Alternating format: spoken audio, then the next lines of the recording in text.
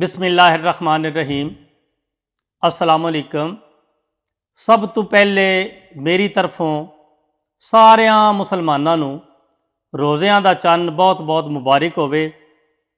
अल्लाह ताला इस माह रमज़ान नूं सारे मुसलमानां लई बाइसे बरकत बनावे।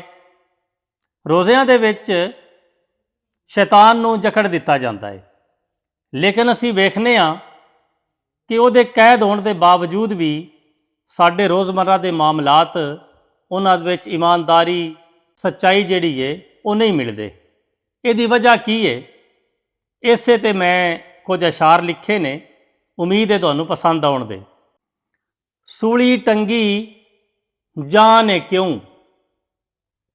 सूली टंगी जाने क्यों, शैतान ते बंदे महंगाए रमज़ान ने क्यों, शैतान ते बंद महंगाए रमज़ान ने क्यों, शैतान ते बंद।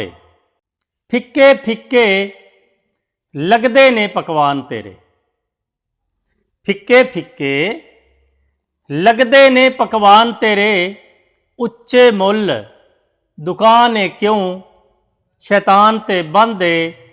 महंगाए रमज़ान है क्यों, शैतान ते बंद। किक मारदियां नाल ही चौथे गेर दे विच, किक मारदियां नाल ही चौथे गेर दे विच, गिठ लम्मी जबान है क्यों, शैतान ते बंद। महंगाए रमज़ान है क्यों, शैतान ते बंद। एक दा हो के इक्को दा ही रहना साई, एक दा हो के इक्को दा ही रहना साई, दूई वल ध्यान है क्यों, शैतान ते बंद। महंगाए रमज़ान है क्यों, शैतान ते बंद। जदों रमज़ान आउंदा है तो जन्नतां दे दरवाजे खोल दिते जाते हैं तो दोज़ख के दरवाजे बंद कर दिते जाते हैं। इस चीज़ को मद्देनज़र रखद्या होया अगला शेर लिखिया है, जन्नतां दे दरवाजे खुले हुए ने, जन्नतां दे दरवाजे खुले हुए ने, दोज़ख दा समान है क्यों, शैतान ते बंद। महंगाए रमज़ान है क्यों, शैतान ते बंद।